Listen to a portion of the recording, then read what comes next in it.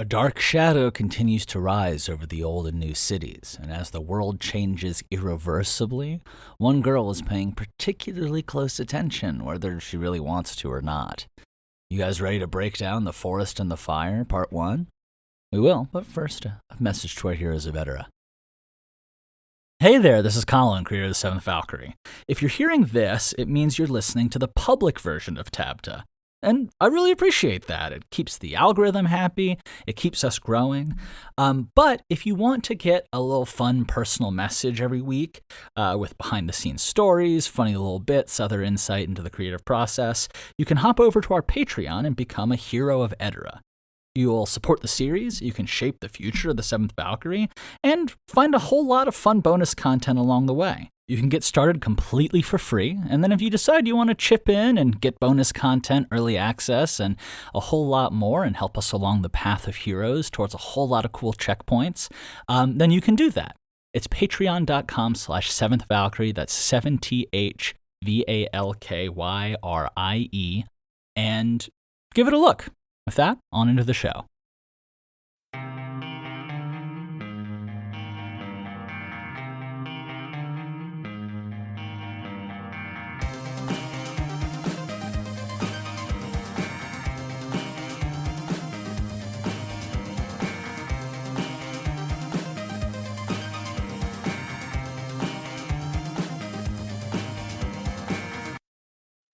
Hello, everyone, and welcome to another edition of TABTA, the adventure behind the adventure of the 7th Valkyrie, where we watch one series go from total obscurity to maybe 7 seasons in a movie.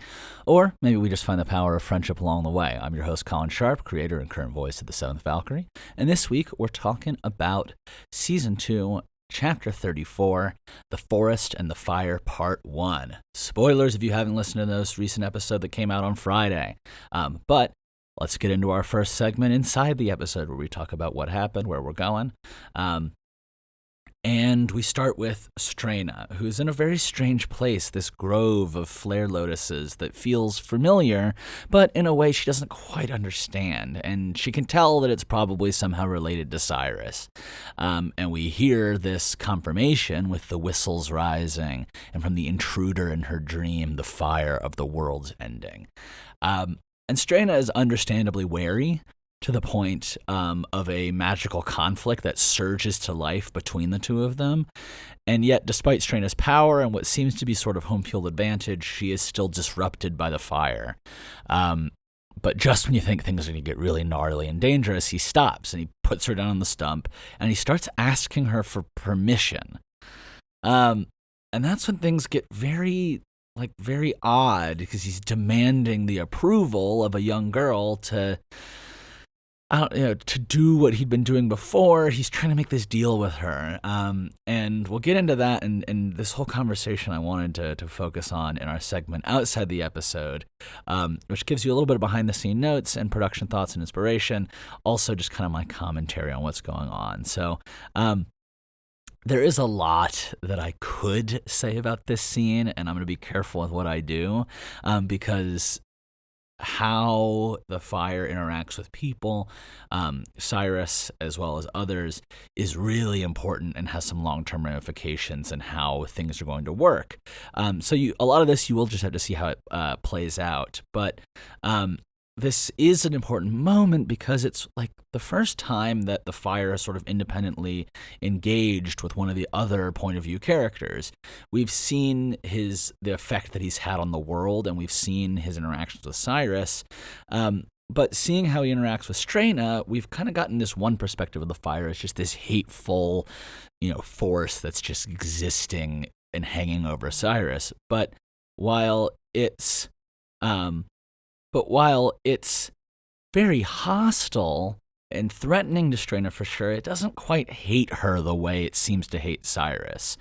Or at the very least, it's not as openly mean and degrading to her.